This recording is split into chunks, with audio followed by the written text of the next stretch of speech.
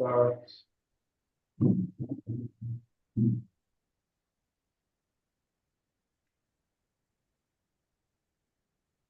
Yeah.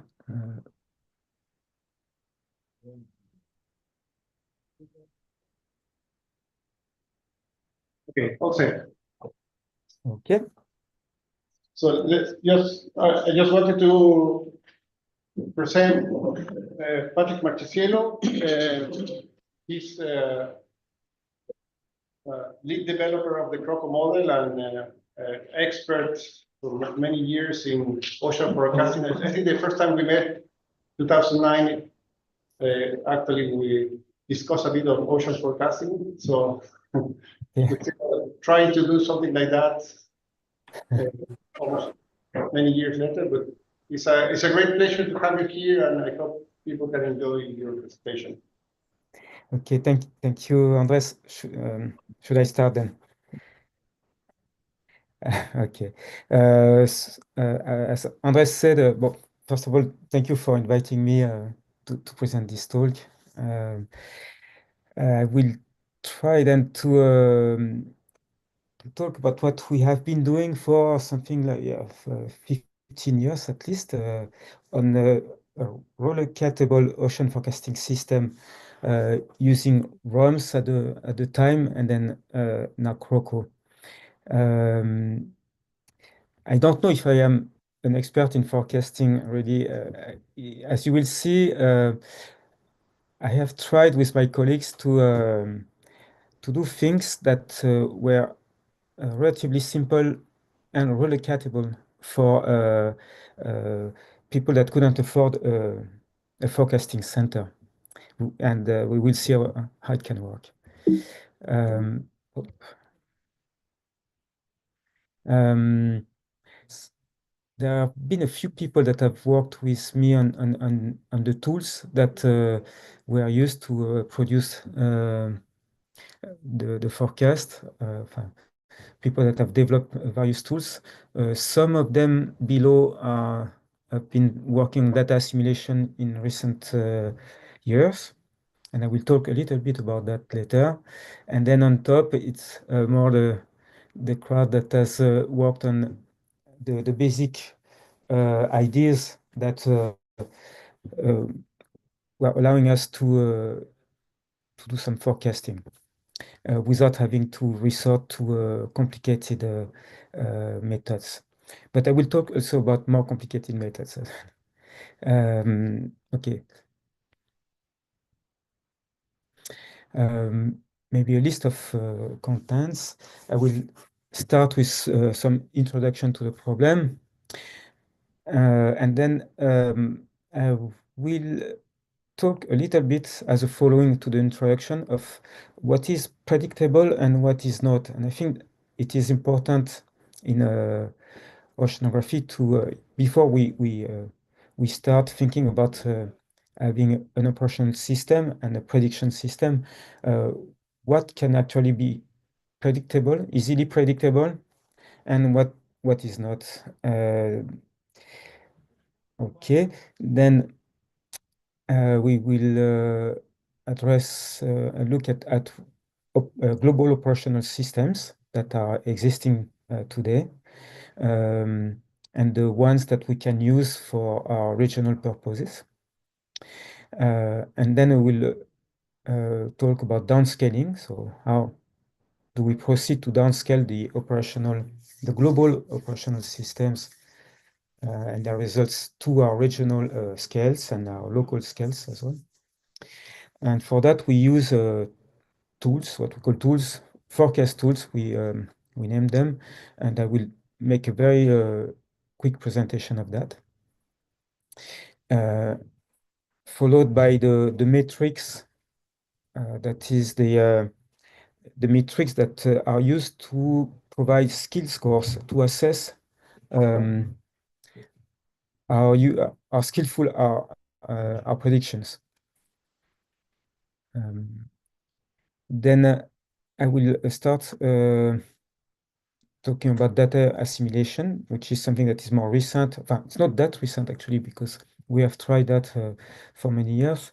We have started again to work on data simulation lately, and I will make an introduction of data simulation and what will be useful for us at a regional scale.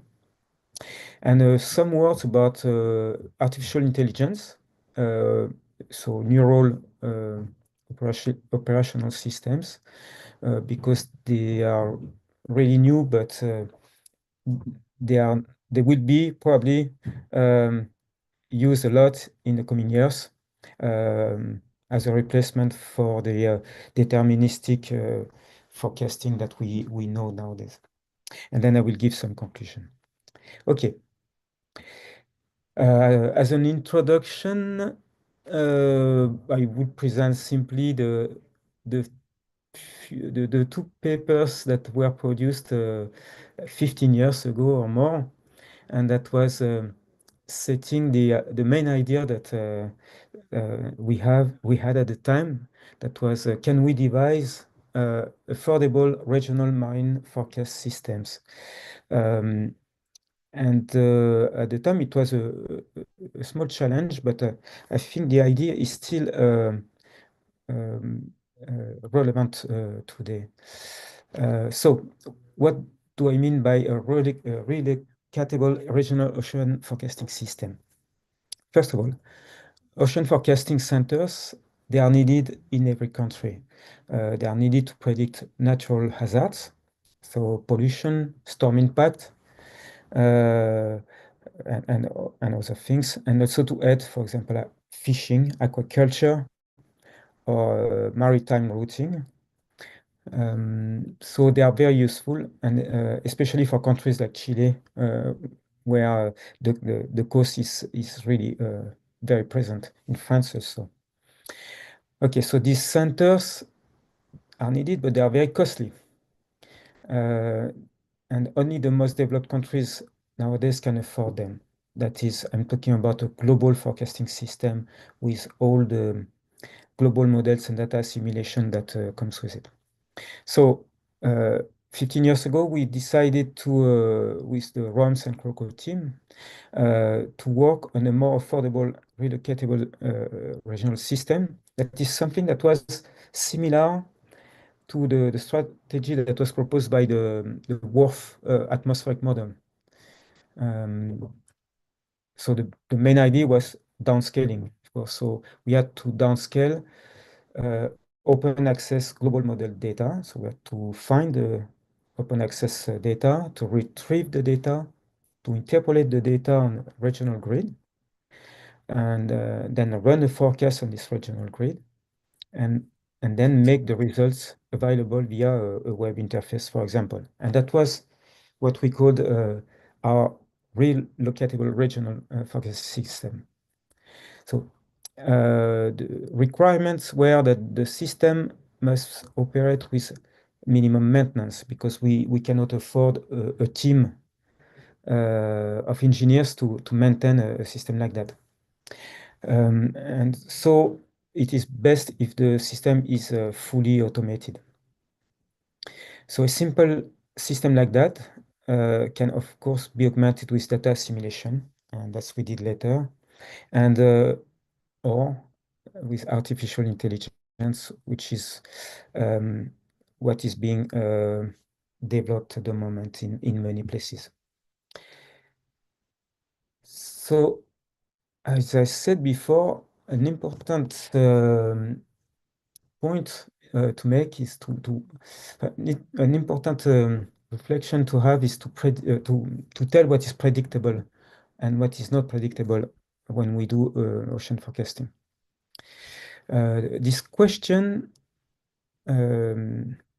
arise in a ROMS user meeting in 2012. That was in Rio de Janeiro, and it was a quite a good meeting. But there was a little, let's say, a little conflict between some users of the model because some users were using the ROMS model at the time to do forecasting without data simulation. And they were doing that also mostly on the shelf of ocean basins. And at the time, ROMS, at least the main branch of ROMS, which was at Rutgers University in the US, were really active in developing a 4D VAR data simulation. We'll talk about this later. And they they said that data simulation at the regional scale was very important to have for forecasting. And so there was an argument from one and the other group, and I was trying to explain to Hernan Arango, who was a leader of the 4D VAR system, that now you can actually have a relatively skillful forecasting system without explicit data simulation. And the reason is that not all the dynamics in the ocean are unpredictable. And the other reason is that you can use some of the unpredictable dynamics that are present in global forecasting systems, and using downscaling have at least some of these dynamics in your regional forecasting. So let's have a quick look at about what is actually predictable or not. First of all, the tides. Tides are mostly predictable. As you may know, tides are due to the sun and the moon, and we can get a sea level changes due to tides under the form of the sum of a certain number of harmonics. And these harmonics, if they are known, for example, using a global tidal solution, then you can everywhere recover the sea level anomaly that is generated by these tides. The global solutions that are available are, for example, TPXO in the US and FES in Europe. And you don't need data simulation, at least at the regional scale, to predict what will be the tides in your country if you know the harmonics of these tides. Okay, so that's one example. The second is wind-driven currents, especially on the shelf. So what the main process of wind-driven currents is called the Ekman currents. So it's basically the wind blowing on the surface, pushing the water to the right if you're on the northern hemisphere, and to the left if you're on the southern hemisphere. And this is due to the Coriolis force, that is the Earth's rotation. And as long as you have a good prediction of the winds, for example, using a global forecasting system, atmospheric system, then your currents should be relatively well predicted. One effect of this wind-driven currents is upwelling. That is when the currents are going away from the coast, like all along the coast of Chile, for example. Then the water is replaced by water from below, which is cold water. And this is a process that is important for many things, including fisheries. I've been working on upwelling systems for many years, and in particular in New Caledonia. And you see, New Caledonia is a small island, a relatively small island in the South Pacific, and it has an upwelling, just like in Chile. You see it in the west coast of New Caledonia, cold water being upwelled by the trade winds. And when we compare the model results without any data simulation with an observation along the coast, you see on the right here that the upwelling events are relatively well represented by the model. And this means that you have a certain amount, at least, of predictability just by forcing with the right wind. But you need the right wind, of course. Another predictable part of ocean dynamics is waves. And I think so the group that at least here today is working on waves, so you should probably know that better than me. But as long as you have the right winds, waves are relatively predictable. And there are many examples of that. Here I show a forecast made by the model WaveWatch 3 by the NOAA, for the center in the US. And here on the right is the smaller scale, higher resolution WaveWatch 3 forecast for the Southern California bight. Generally, the results are relatively good. The predictions are quite accurate if the wind, again, is accurate enough. Okay, so this was the part that was relatively predictable. So there's one part that is really not or poorly predictable. And generally, this part is ocean eddies. Mesoscale eddies, that is the big eddies of the oceans, or sub-mesoscale eddies. So these are features that are highly nonlinear. They have a chaotic behavior. And so they obey to the butterfly effect that everybody knows nowadays. That is, small changes in initial conditions can lead to large changes in prediction accuracy. And this is illustrated here by this drawing where you see that you have different trajectories of forecast. And each forecast is different by a small difference in the initial condition.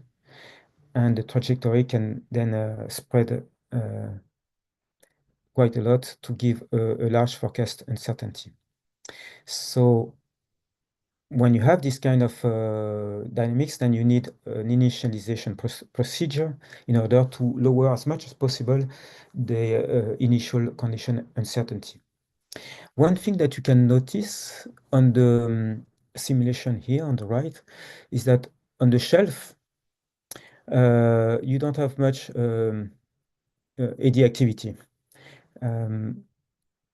Most of the energy that the ocean energy is strongly affected by eddies. But as you can see here, this is vorticity, but you can see the activity is very strong in the deep ocean. The shelf is relatively protected because the eddies have difficulty to pass over the continental slope and to reach the shelf. At least this is for large shelves that you tend to have on the east coast of the continent. On the west coast, it's more complicated. Like in Chile, the shelf is not very large, it's quite narrow, and so the eddies tend to affect shelf waters quite a lot. But in places like this, it's not so much. So my argument here is to say that a shelf like this could be more predictable than the deep ocean that is right next to it. Okay.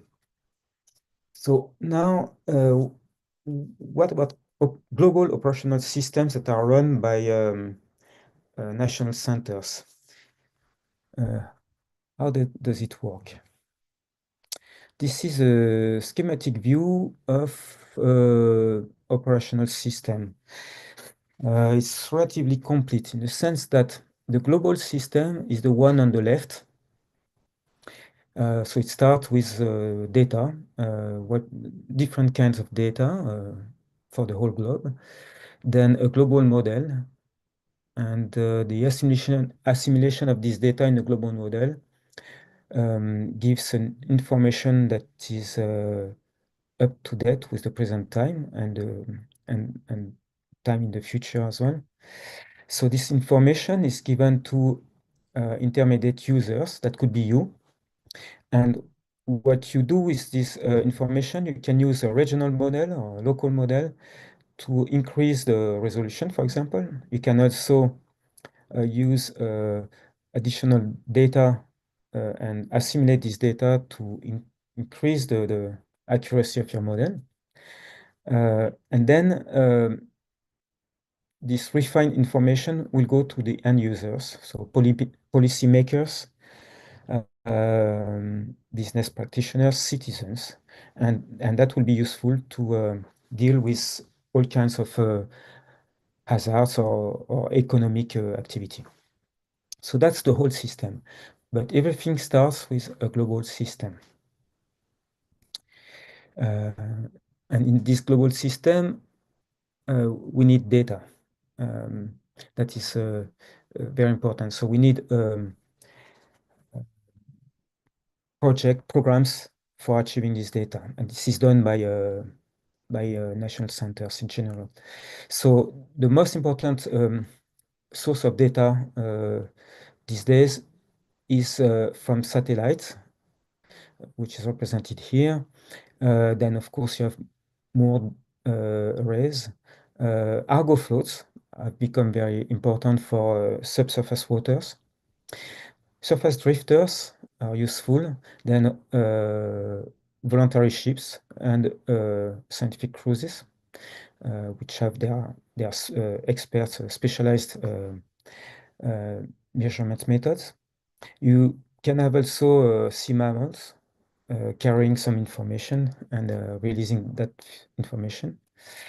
And this would be for the large scales of the ocean. And then closer to the coast, tide gauges and also high frequency radars that are more and more common all along the coasts of the continents. And this would be for smaller scale regional data assimilation. They are not assimilated, this data, in global systems. Gliders also are not commonly assimilated. Who are the providers of satellite ocean data, particularly sea level and sea surface temperature? A center that is very useful for this data is Copernicus. It's a European center, and you can find all kinds of data in there that is freely available in near real time, and so there are some forecasting products as well. So this data is used by the forecasting centers, either for assimilation or for validation. And you can also use them for regional purposes. So this is the main location where we get our data. Then you have alternatives for SST, for sea level, the European Center, or the US Center, the NOAA, of course, and CEP can provide a lot of useful data and freely available. So what does this data look? The sea level anomaly can be achieved over the whole globe at a mesoscale resolution. It takes about 10 days to cover the globe. For example, here with Sentinel-6 and with JSON-3. And that gives you a synoptic picture of the mesoscale field, because the mesoscales in the ocean,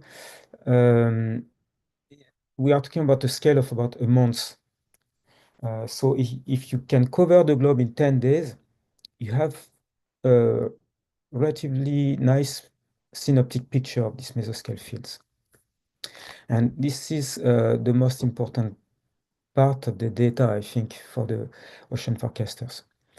You have also the SST, I'm not talking about it, and also in situ measurements, which are part of the global ocean observing system.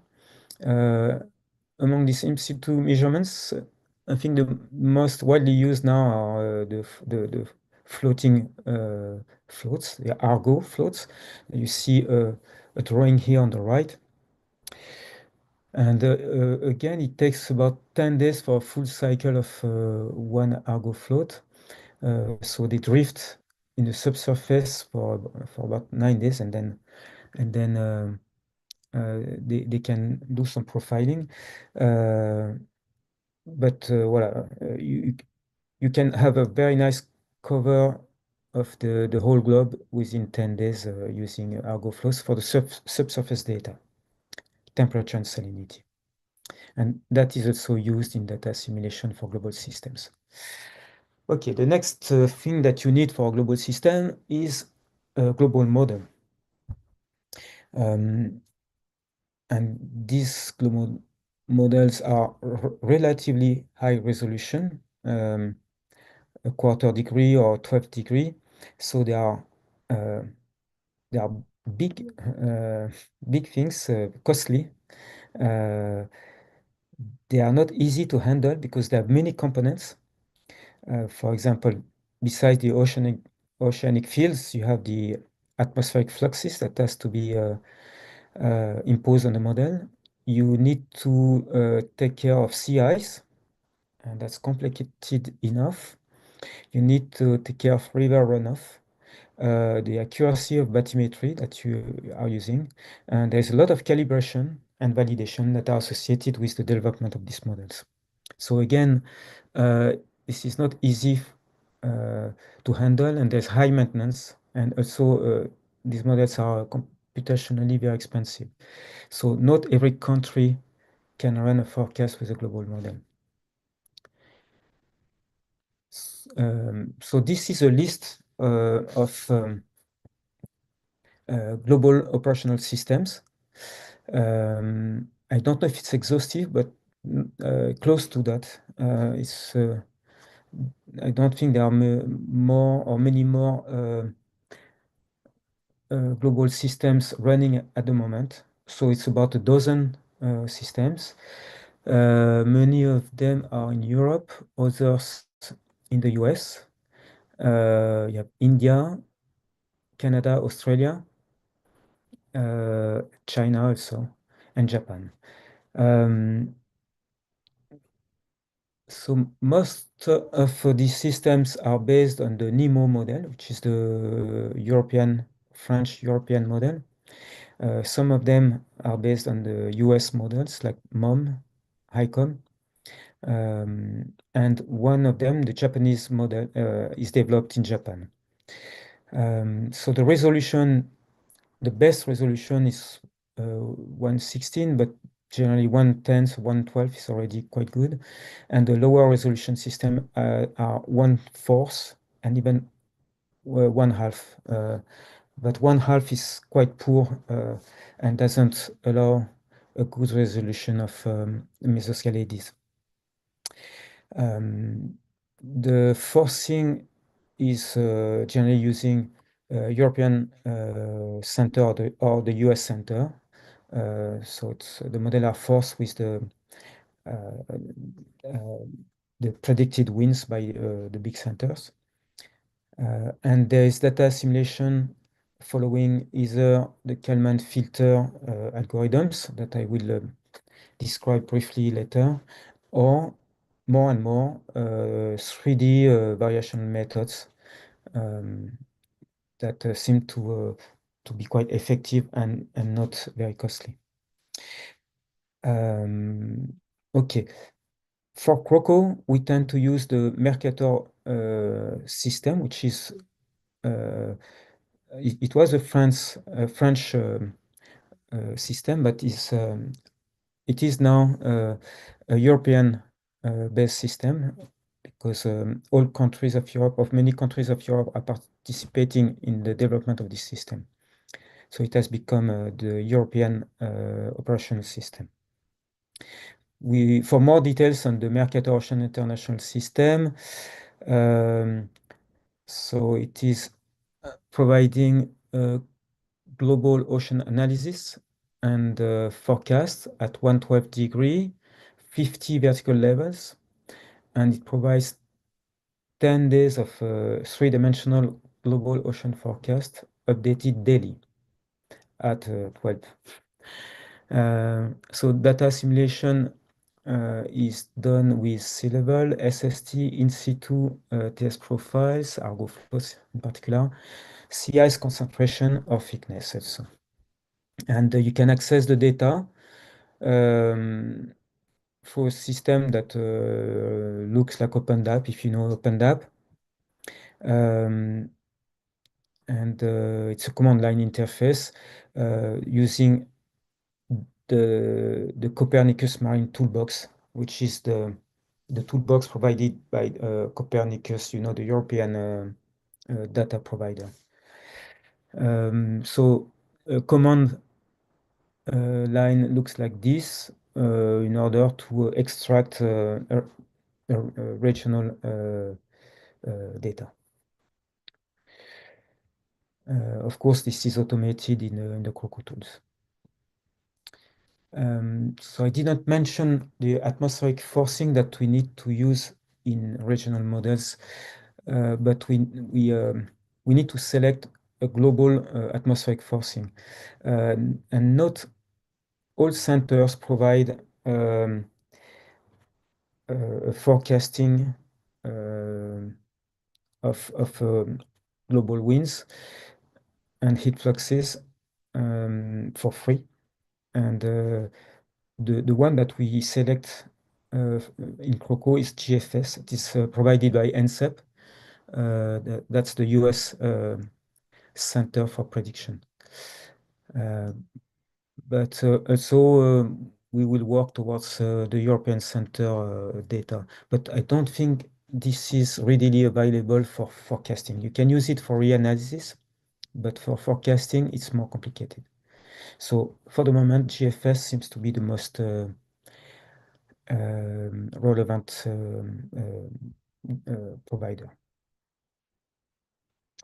Okay, so this was the information we needed for global systems, because we need the global systems in order to do the downscaling. And now we will say a few words about downscaling. Okay, so the main idea is refinement of resolution. That's what is downscaling. We do that using equations. That is, we have a deterministic approach as opposed to a stochastic approach, because downscaling can also be done through stochastic models. Here, we choose Croco, which is a deterministic model, in order to do the downscaling. The picture that you see here is an example of refinement of resolution in the Pacific, and it uses 4 grids in order to get to the highest resolution. You don't always need nesting in order to reach the resolution that you need, but this is available in Croco. In any case, you can use only one grid one high resolution grid to do the downscaling. What can we expect from downscaling? I put this Lorentz energy diagram in order to explain what we can expect. It's a bit complicated, especially if you're not oceanographers, but I will try to explain this scheme as much as I can. It describes spectrum of dynamics from the planetary scale to the mesoscale, sub-mesoscale, and the microscale, where you have turbulence and then the dissipation of turbulence. Global models, the one that we use, are generally somewhere in the middle, that is in the mesoscale range. But it doesn't cover the full mesoscale. When you have 1/12 degree resolution, it resolves partly the mesoscale, not completely. And especially because the energy flow in the ocean is complicated. Let me try to explain how it goes. It starts in general at a large scale in a kinetic energy. Sorry, I forgot to say that. On top, you have the kinetic energy, and below, you have the potential energy, or available potential energy. It all starts here with the kinetic energy. When the wind blows, it creates Ekman transport and injects energy in the ocean. And it creates potential energy by accumulating water in some places and and removing water in other places. And doing that, it generates large-scale currents.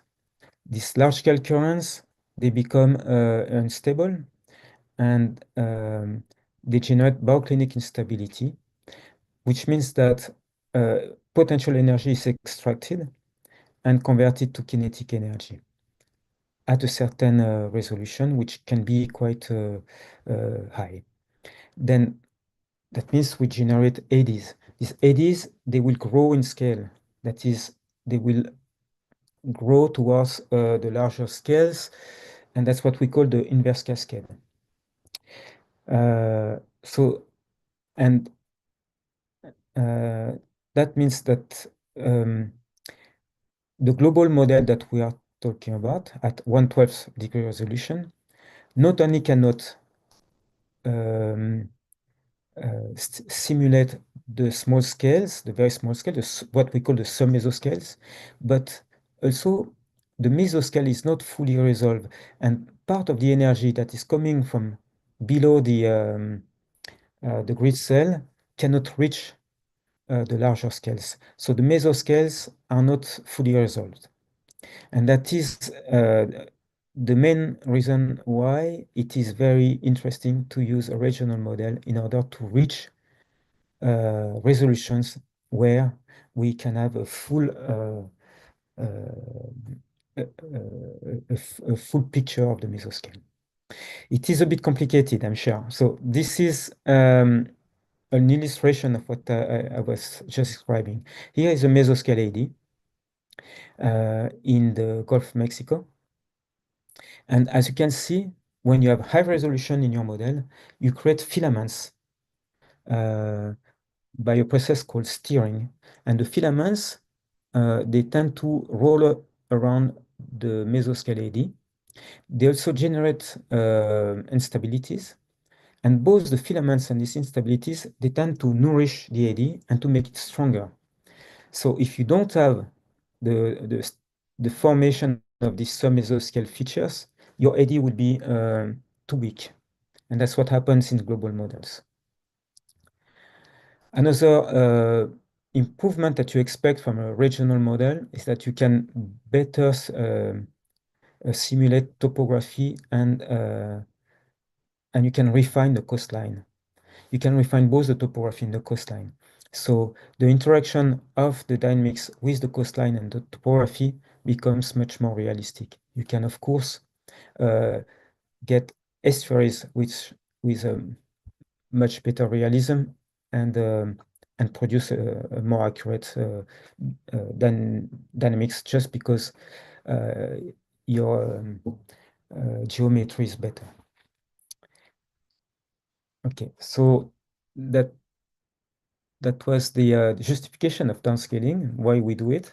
And now just an example of the tools that we have been developing. This is quickly described also. The summary is like this. You have a global ocean model. So for example, here, that I'm showing the example for New Caledonia again. You need a global atmospheric model to force the ocean, and you need global tides because generally these tides are not present in the output of the global oceanic models.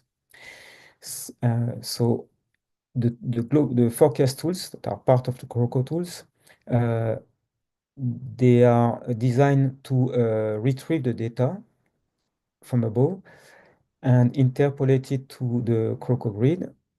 And then CROCO is used for running the high resolution simulation and provide for a week, in general, 10 days maximum, the fields that you need for the end users, generally sea level, currents, temperature, and salinity. And then you can produce images that are more or less complicated depending on the software tools that you are using. And you can use a web interface to present them or just provide them to any user. That is the basic idea behind the forecast tools, really. to be a bit more accurate, in these tools, I mean, so that would be within these forecast tools, you have two softwares. One is called Make OGCM Mercator. Sorry. Okay, so Make OGCM Mercator Forecast. The way it works, it integrates the server of data to check that the data are present. It downloads the necessary data range via the Copernicus Marine Toolbox that I mentioned before. Then it interpolates the data on the Croco grid and creates the initial and boundary netcdf files that you need to run the model. And we have about the same for the winds and heat fluxes, and that we get from the NOAA. This can be done in a way that is totally automated. So again, the process will look like this. You have a certain number of parameters for your configurations. You use a MATLAB suite of programs to download the data and interpolate the data on your grid, run a model, then you have the data, and you use again some software to produce the plots, and you distribute on the web interface. And that goes from, if T0 is your is the present time, you start T0 minus 1, gives you the time to adjust the global data, and and at T0 you get an adjustment of this data with the sub-mesoscale features. And then from that T0 time, you can go forward to T0 plus 7 or T0 plus 10 at the maximum. You can also use nudging towards the global state to keep closer to the global forecast if you need to. And this is an old example. It's a bit obsolete now, this thing, but that was an old example of a very simple web interface to produce the maps produced by the forecast tools. If you click at that time, by clicking on one of these maps, you would have a blow up, of course. But we can do much better than that now. But at least that was easy and automated. Okay. So it's always good to have a system that works and that is automated, but does it work? I mean, does it produce skills that are relevant to forecasting?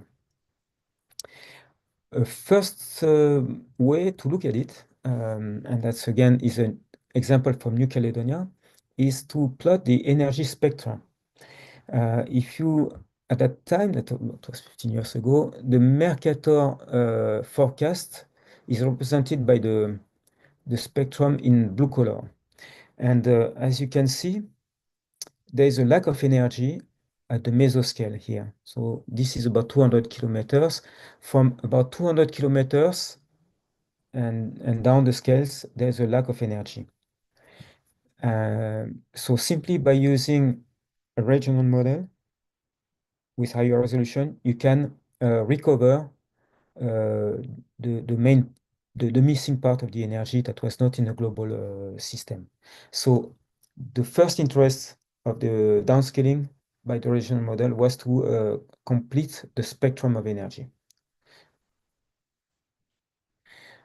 Then to be more accurate on how well is the model doing in terms of not only the energy of the system, but also the positioning of the structure of the system, the positioning of the eddies, for example, the structure of the dynamics, you need some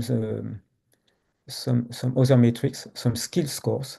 So you have a few, you have many actually, from the bias, root mean square error, or correlation coefficients, or scatter index. Often it's the root mean square error that is being used. There's another one that I think is useful, It's called the skill score percentage. It is a measure of how good is a forecast compared to persistence. And is represented mathematically by this. So basically, it means you start at the initial condition and you do a forecast. If the forecast is worse than just using persistence, that is, you continue your initial field forward in time, you keep the same initial field. If your forecast is worse than that, then you have a negative score. And in general, that means you have no skill for prediction. And can be surprising, but some global systems have negative skills, at least the first days. So 100% with this skill score percentage will be a perfect forecast. That is, your forecast is as close as possible to the observation. But a negative percentage indicates a loss of forecast skills. Let's see what happens when we use the skill score percentage for New Caledonia. So the scores are here for the present time +1, +2, +3, and +4 at different times. As you can see, the first day is pretty bad, and it is even negative. And actually, this is quite usual with forecasting system, including with global systems, because the first day is still a day of adjustment where the mesoscale has been either transferred from the global model or assimilated, and it will try to adjust to, for example, geostrophic constraints or hydrostatic constraints if they are not well constrained. And then it will produce sometimes funny structures, irrealistic structures during the first day. And that's when you have the least skills in the forecast. And then, but sometimes it's okay, but often you can have negative values. But then at T0 +2, 3, and 4, you have forecast skill of 15 to 50%, which is not bad actually. This is done with temperature, by the way, I forgot to say. Okay, so what that means is that the dynamics that are developed during this short integration of a few days are the fast submesoscale processes. These processes they tend to reinforce the mesoscale and large scale information. So if you have positive skills, it means that your mesoscale is good and it has been improved by the simulation of some mesoscales through steering processes. Okay, but so we have seen that even without data assimilation, we can have a forecasting system, a regional forecasting system, which has some skills in forecasting, better than persistence at least. But it can be improved, of course, and that's where data assimilation comes into play. So the question is, why is data assimilation needed in a regional model exactly? There are two reasons. First, the global data assimilation system that we have used for downscaling can have errors. And that can be due to model errors. That is, the global models have a limited resolution, so they can make errors. They have parameterizations that are sometimes wrong. Their forcing can be wrong also. So you have model errors. And also, the data assimilation schemes in these global models, they can be suboptimal. And they make errors too, and sometimes quite big errors. The second reason is that we are interested in our regional domains by coastal features and by sub-mesoscale features, which are not assimilated in global systems. I show that in example here. For example, the radars and tide gauges that we see here with resolutions about 1 kilometer. They are not assimilated in global models because the resolution is not high enough to for this data to be useful. So you can only assimilate this data in a regional domain, and if you don't have that, then you cannot have skills at these local scales. So I wanted to make a brief presentation of what is data assimilation before presenting the choices that we have made for Croco. So I come back to the idea of the butterfly effect because this is the main goal of data assimilation. That is to reduce the initial condition uncertainty that is associated with nonlinear dynamics.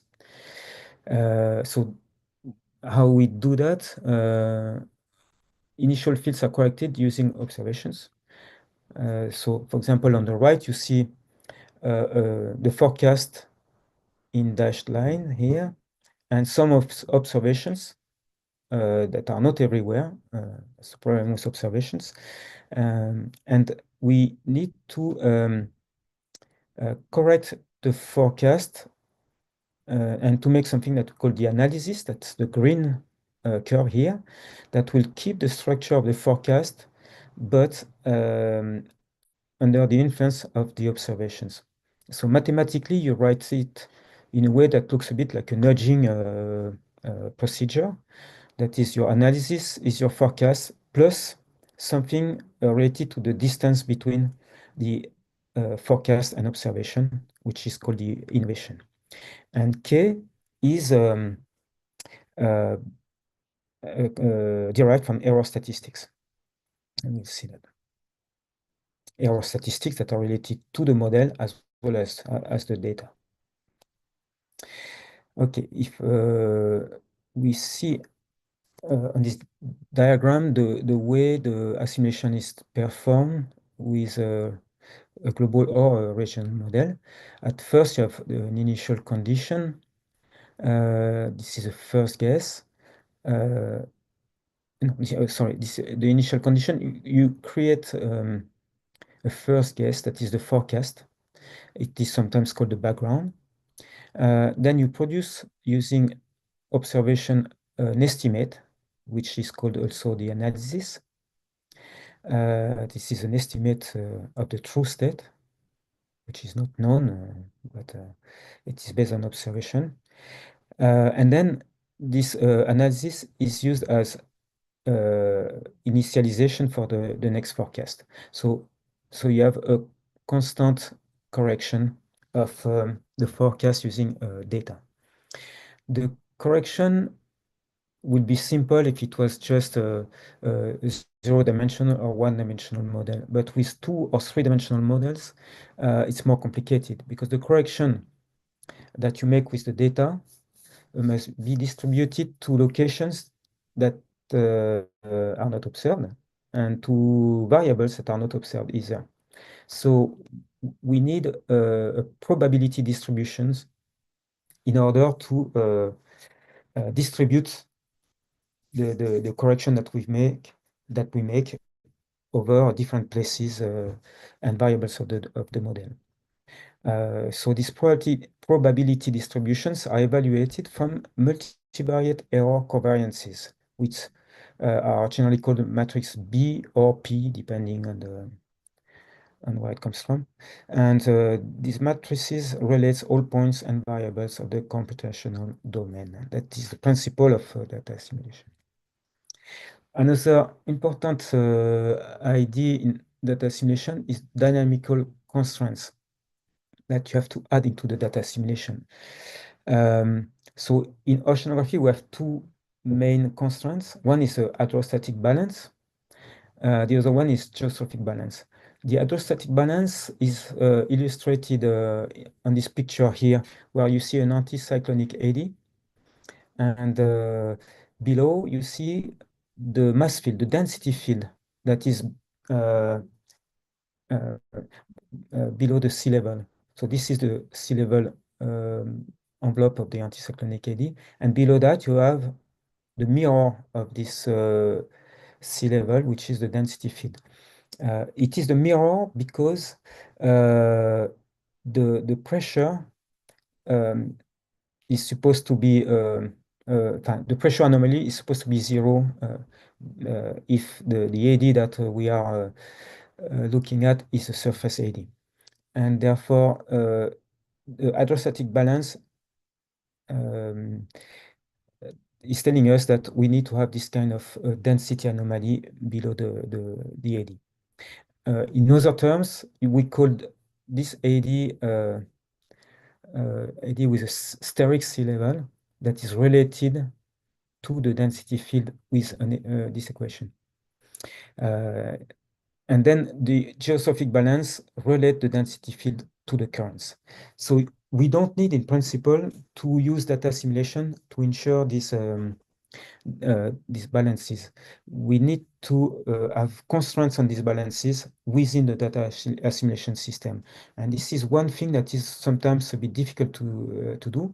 And the suboptimality of data assimilation system often comes from that problem.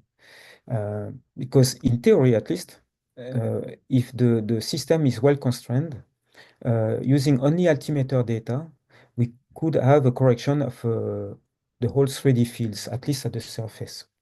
So we should be okay for large scales and mesoscales, for example. Of course, for some mesoscales, this is not useful because the dynamical constraints are only for the large scales, only valid for the large scales and mesoscales.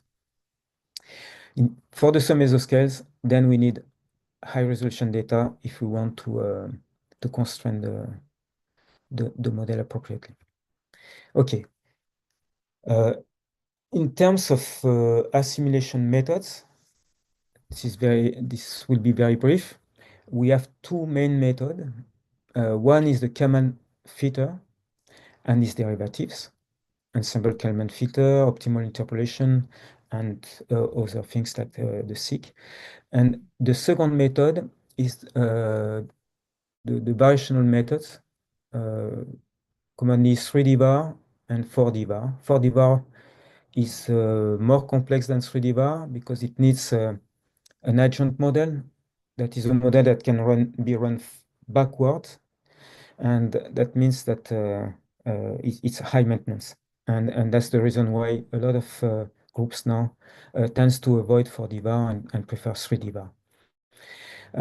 So with the Kalman filter, if we go back to the nudging equation that we have been looking at before, the function k here is matrix, and matrix can be written in a certain way in terms of covariances, the matrix covariance B and error variances R. And this is called the Kalman gain. And that's the theory that gives you this relation is the theory for the best linear unbiased estimator. And that, if you apply it to the full extent of the Kalman filter, is super expensive. And generally, people tend to have derivatives of this method and make simplifications. For example, optimal interpolation is a simplification, so reduced version of the Kalman filter, where the matrix B is approximated. So the other method, the variational methods, tends to use the idea of a cost function that will have to be minimized. So that is, if the cost function looks like this, so it's the distance to the forecast given by weights that are error statistics of the model, and the distance to observations given by the error statistics of the observation. And so you try to minimize the distances to the forecast using some minimizing methods.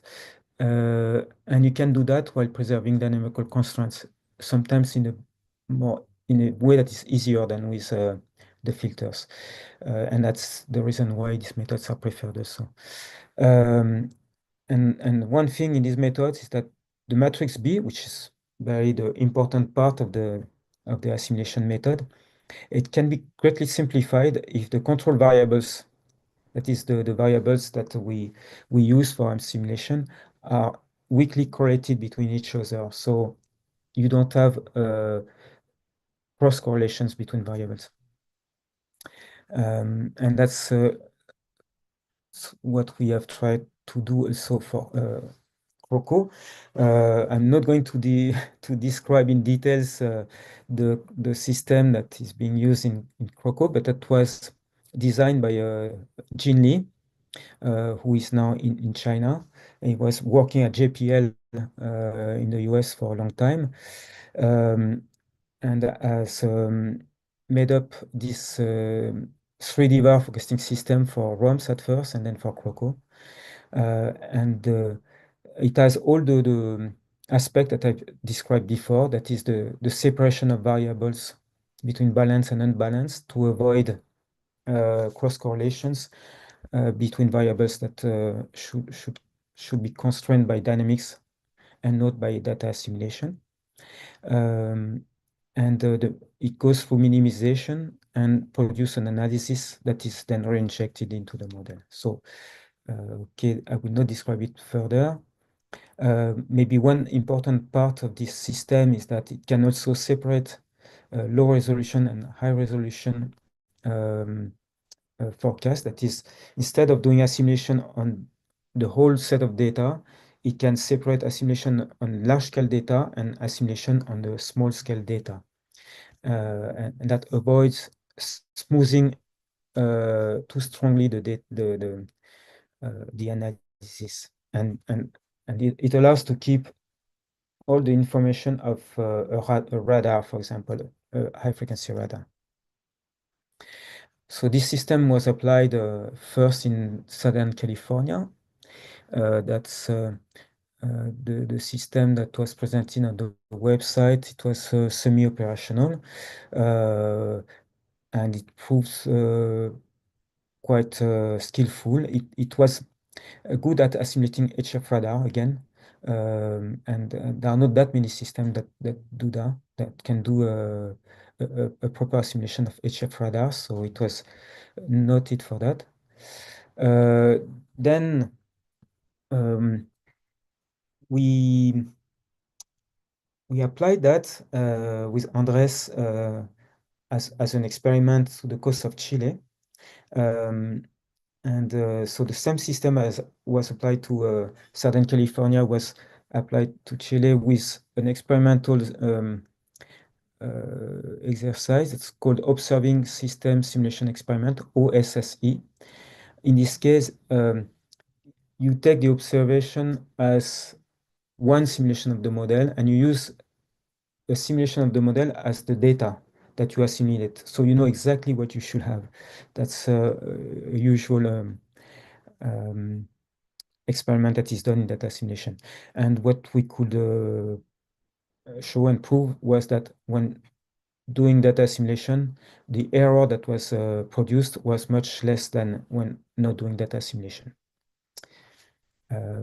But we left that for a while. That was produced in 2011, I think, or 13. Yeah, 13, sorry. And a few years later, we started again with Croco and the same system. And we have produced now an operational or semi-operational system for the Mediterranean Sea. This is available on a website on this address, and it was produced by Bénédicte Lemieux, an engineer that has worked with data assimilation for a long time now, and she's going to continue for Croco in the coming years. Okay, my last chapter is a quick introduction of neural forecasting systems, because they are becoming more present and more relevant.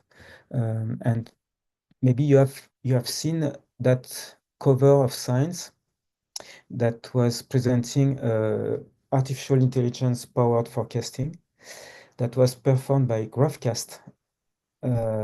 That's the system designed by Google DeepMind, and they said that this was a turning point in weather forecasting. Why was it a turning point?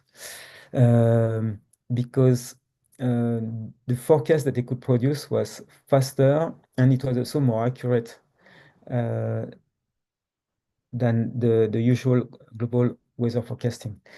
This is illustrated, for example, by this a graph here that shows root mean square error um, of I don't I think temperature at 500 meters or something. It shows no, it's the wind, I guess.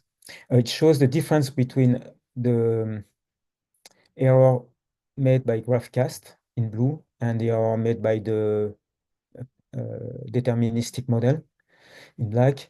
And the skill is a bit better for GraphCast. It's not that huge, but it's a bit better and it's much cheaper. So that was supposed to be a turning point, and everybody was talking about that. And since then, ECMWF, the European Center, is producing as an experiment the same kind of um, machine learning based forecasting using five five models. So GraphCast is one of them, but there are four others, and they are evaluating whether these models are doing a better job than the prognostic model. One thing that should be stressed in this experiment is that the initialization of these models is still done using data simulation for producing an analysis of the global model. So the global model is still being used, and data simulation is still being used for generating the initial fields. And I forgot to mention that actually the GraphCast model, like all these models, are trained using ERA5 reanalysis also. So the models are still, the deterministic models are still very useful in all these experiments. They are not gone. They are not being replaced completely by artificial intelligence. But the forecast itself can be faster. So there is a similar attempt for the ocean, because this was for the atmosphere, and now we are back to the ocean. And there is an attempt by Mercator Ocean. It's called GLONET, and it's also a neural focusing system. The challenge for the ocean is that the domain is more complex, and also the dynamics are at smaller scale, so it needs a high resolution model.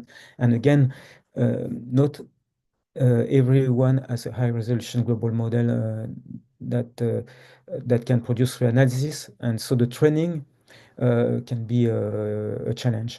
So because Mercator has GLORIS 12, which is a 112 resolution global reanalysis, it can do the training of GLONET, and it produces data at a quarter resolution.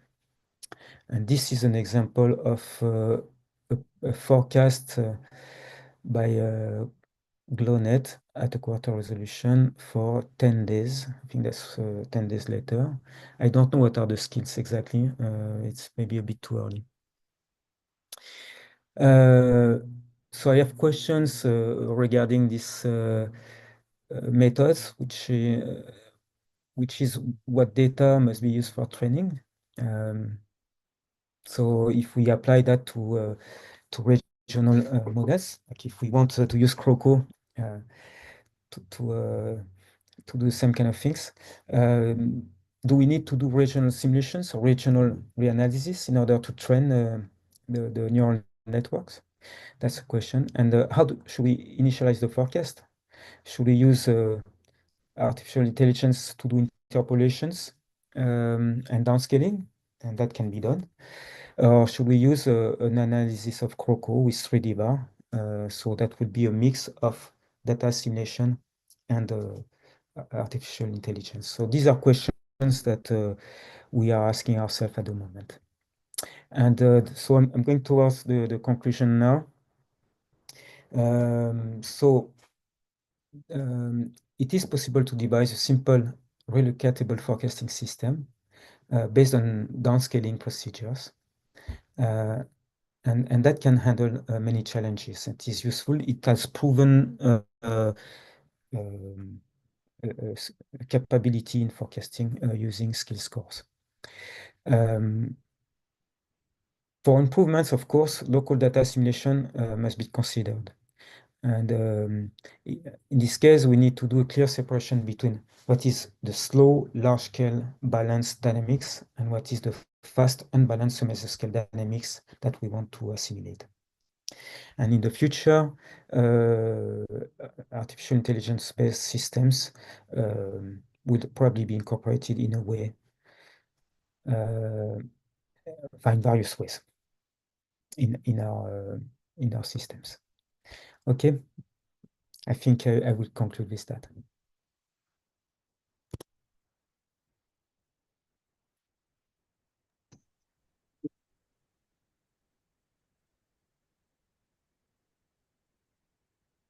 Stop now the YouTube so we can